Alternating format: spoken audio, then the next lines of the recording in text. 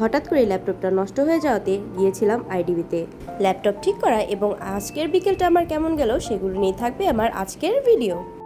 আসসালামু আলাইকুম বন্ধুরা, welcome to my another new video.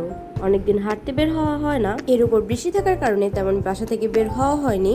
ল্যাপটপটায় problem হয়েছে অনেক দিন, কিন্তু সময়ের অভাবে সেটা ঠিক করতে যাওয়া হয়নি। তাই সবার প্রথম আমি রিক্সা নিয়ে বের হয়ে পড়লাম, তারপর মেট্রোতে আমি যাব আগারগা। বৃষ্টি থামার পর মূলত আমি আজকেই বাসা থেকে বের হয়েছি। আমি যেহেতু যাব আগারগা, তাই আমি মেট্রো স্টেশন দিয়ে যাচ্ছিলাম। তাই প্রথমে আমি এখানে আমার মেট্রো কার্ডটা পাঞ্চ করে নিলাম। এখন আমি যাব প্ল্যাটফর্মে।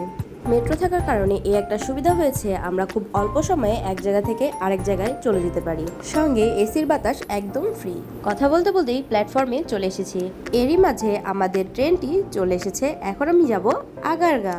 মেট্রো থেকে দুই সাইডের ভিউ সবসময় আমার খুব ভালো লাগে, তবে আজকের বিকালটা একটু বেশি স্নিগ্ধ লাগছিল।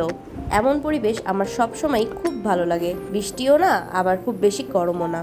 আগারগার সাইডটা মেট্রো থেকে দেখতে অনেক সুন্দর লাগে, বিশেষ করে আগারগার যে নতুন রাস্তাটা আছে ওই সাইডটা সব থেকে বেশি সুন্দর লাগে, যেটা আপনি ভিডিওতে দেখতে পাচ্ছেন।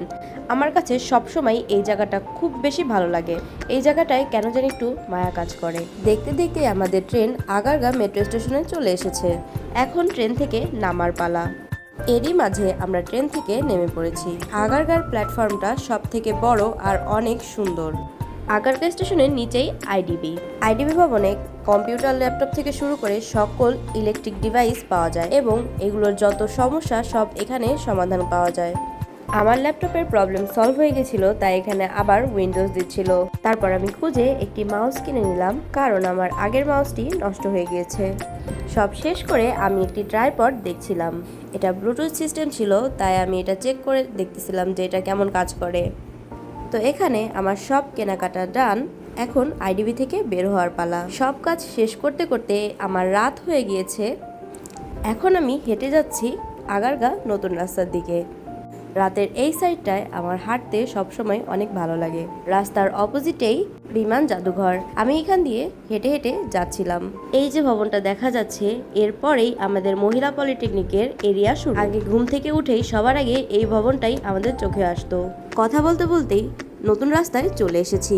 শুক্রবার হতে আজকে তুলনামূলক মানুষ বেশি এখানে। এই রাস্তা দিয়ে হাঁটতে সন্ধ্যার পরে যে কি মজা লাগে, যারা এখানে গিয়েছে তারাই বলতে পারবে। এখন আমার গন্তব্য নীলচা।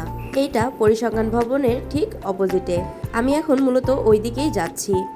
হাঁটতে হাঁটতে আমি আমার গন্তব্যস্থলে চলে এসেছি। এখানের মালাই চাটা মিস করা ইম্পসিবল।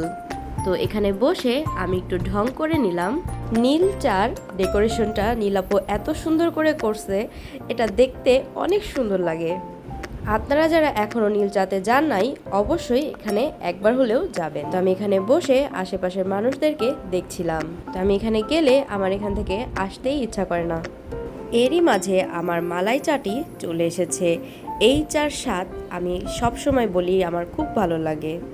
এখন বাসায় ফিরে যাওয়ার পালা। যেহেতু অনেক রাত হয়ে গিয়েছে, তাই আমি বাসার উদ্দেশ্যে রওনা করেছি। আজকে কেন জানি না আমার হাঁটতে খুব ভালো লাগছিল। নর্মালি আমি একটু বের হলে খুব হাঁটাহাঁটি করি। হাঁটাহাঁটি করলে শরীর ও মন দুইটাই ভালো থাকে। বন্ধুরা, আজকের ব্লগ এই পর্যন্তই। আশা করি ভালো থাকবেন, সুস্থ থাকবেন। দেখা হবে অন্য কোনো ভিডিওতে। এখনো যদি আমার পেজটি ফলো না দিয়ে থাকেন, তো অবশ্যই ফলো করে দিবেন। ভিডিওটি সম্পূর্ণ দেখার জন্য ধন্যবাদ। আল্লাহ হাফেজ।